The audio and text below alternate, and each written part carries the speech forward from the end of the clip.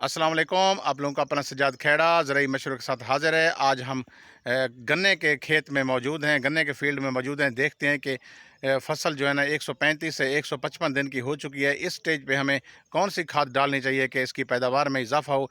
ये एक अहम मोड़ होता है फसल का। ये अहम स्टेज होती है कि इस स्टेज पे हमने सोच समझ के खाद देनी होती है कि जिससे पैदावार में इजाफा हो।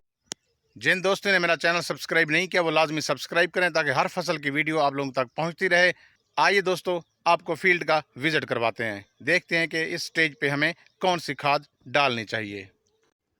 आपको कमांद के खेत में खुशामदीद कहते हैं। ये दोस्तों के तकरीबन फसल 155, 160, 130, 35 इसके लगभग ये तकरीबन फसलें हो चुकी हैं। क्योंकि कटाई का मुख्तलिफ टाइम होता है, इसलिए फिर इनके फूड का भी मुख्तलिफ टाइम हो जाता है। इससे 10, 15, 20 दिन का फ़र्क आगे पीछे हो सकता है।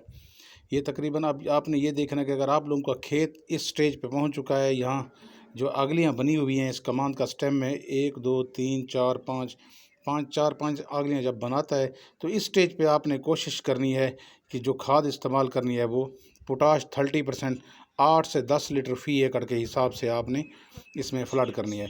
उसके साथ ये किस चीज़ के साथ फ्लड करनी है, एक बोरी यूरिया, 8 से 10 लीटर 30% पोटाश, इन 30% पोटाश, और साथ 2 केजी सल्फ़र 80%। आपने इन तीनों प्रोडक्ट को इकट्ठे एक ड्रम के अंदर महलूल बनाकर आपने फ्लड कर देना है। इसका फ़ायदा यह है स्टेज पे कि इस स्टेज पे एक तो इसकी बढ़ोतरी भी होगी, उसके साथ साथ ये वज़न भी बनाएगा, और फंगस की जितनी बीमारियां हैं फंगस भी कंट्रोल होगी। जब अगले साल की मुंडी होगी वो बिल्कुल साफ़ सुथरी होगी, फंगस फ्री होगी। गन्ने की जो फसल होती है वो 1 साल की फसल होती है। जब आप इसकी मुंडी हो या अगर नई बिजाई कर रहे हैं, तो उस बिजाई के वक्त जब आप खादें दे रहे हैं तो उस वक्त आपने 2 बोरी एसओपी देनी है।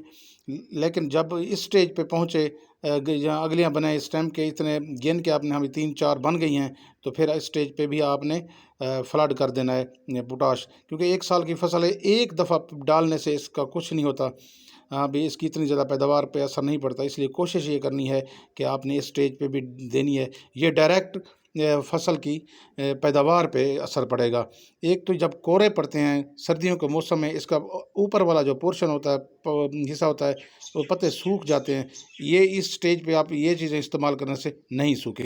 उम्मीद है दोस्तों आप लोगों को समझ आ गई होगी कि इस स्टेज पे कौन सी खाद डालनी चाहिए, और यकीनन आप इस पर अमल करेंगे और अपनी पैदावार में भी इजाफा करेंगे। जिन दोस्तों ने चैनल सब्सक्राइब नहीं किया वो लाजमी सब्सक्राइब करें ताकि हर फसल की वीडियो आप लोगों तक पहुंच सके। मुझे दीजिए इजाज़त। अल्लाह हाफिज़।